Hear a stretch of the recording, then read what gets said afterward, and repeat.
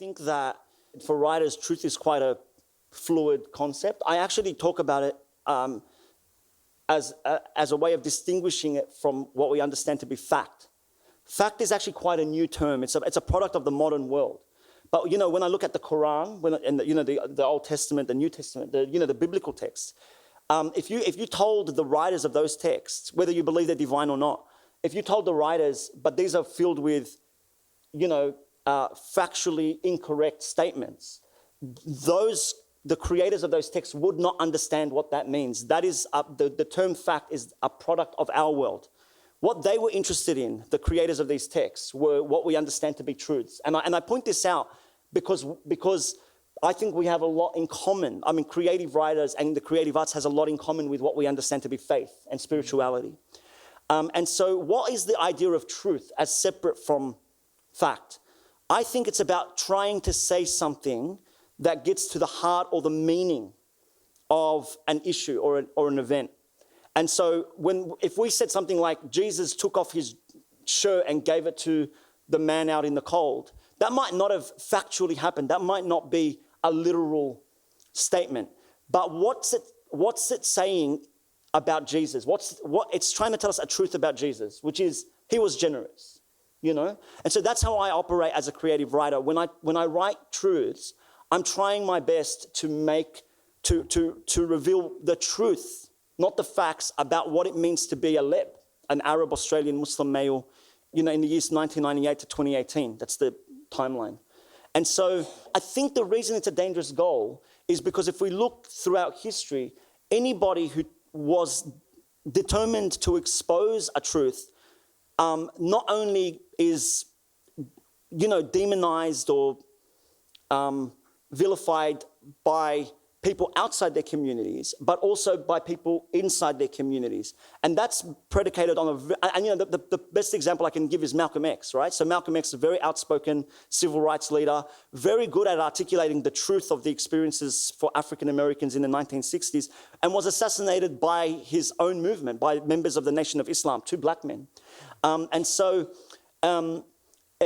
We do put ourselves at risk from our own kind and from people outside our tribes. What is the risk? What is it that's going on? And it's a really simple premise. People are afraid of change. They're afraid that even if the situation for women in my culture, in the Arab Muslim community, is terrible, the possibility that things can improve is still frightening, And so, look, I honestly, this is really how I try to deal with it, and this is how I teach my writers to deal with it. I don't actually spend too much time thinking about whether the outcome is going to be good. What I put my energy into is being true to yourself. I just had to be true to this. And you kind of, this is going to sound like a bit of a cop-out, but you kind of put it out like a cockroach bomb, right? Like you just put it out there and you run for, you just kind of run for it and just see what it does. Now, the last point on your question that I want to address is the question on how much of an impact does it have? Look, it's really hard to know. Writers have this kind of arbitrary, abstract way of understanding whether our work has any influence at all. The only evidence I can give that the Lebs could have an impact is that when I think about the things that changed my life, it was literature, I mentioned the autobiography of Malcolm X. It transformed me. It changed who I am. The way I talk, the way I communicate, everything about my identity is built on the work of these people that came before me and who produced it in literature. And last point, I don't think we should underestimate the literature, the power that literature has, especially the novel, over other art forms. I mean, I'm biased, but I just really want to stress this, is that there's something quite unique about the relationship to the novel. Firstly, because you spend quite a lot of time with the novel. It's quite different to a lot of other art forms, a movie, even a TV show, or a song, or an artwork. I mean, the idea of a novel as a singular text is that you're quite intimate with it, which is why when it first came out, it's quite new as well. It was quite frightening. People thought it was going to lead to social Armageddon. And that's why we have a long history of banning them, burning them, putting fatwas on outspoken writers because we know about its power to transform the world.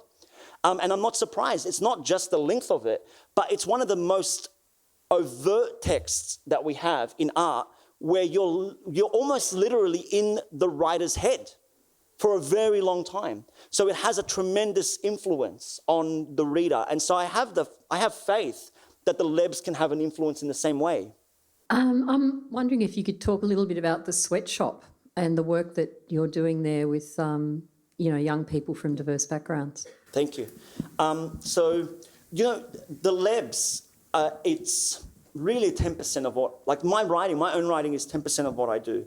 And I take no shame in saying that I would give up to see the next generation come up, I would give up my own opportunities. It's a very small part of what I'm interested in.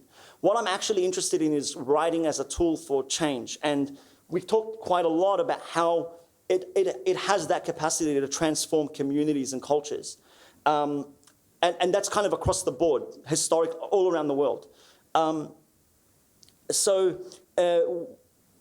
the last 15 years, I founded and have been running what we understand to be a literacy movement, which is devoted to empowering culturally and linguistically diverse communities from Western Sydney through reading, writing, and critical thinking.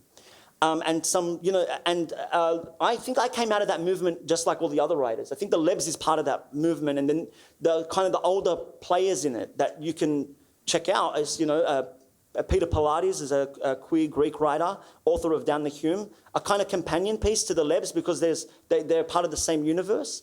And now there's a generation beneath us who are coming up. Writers, Tongan Australian writer from Mount Druitt named Winnie Dunn, Vietnamese Australian writers like Shirley Lee and Stephen Pham, who are redefining what it means to be Australian in the year 2018.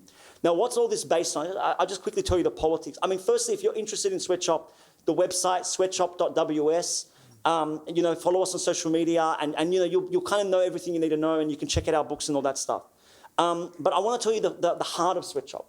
It's based on the philosophies of an important African-American cultural theorist, author, and feminist, and writer named Bell Hooks, who talks about the importance of literacy, reading and writing and critical thinking as a part of transformation. And she argues that literacy is that all steps towards freedom and justice in any culture are always dependent on mass-based literacy movements, because degrees of literacy will determine how you see what you see, right? And so that's the foundation of why we kicked off Sweatshop, because we recognize that the fastest way to transform the western suburbs of Sydney is through reading and writing for young people. And to put it in the words of on the lips of Malcolm X, education is faster than legislation for transformation.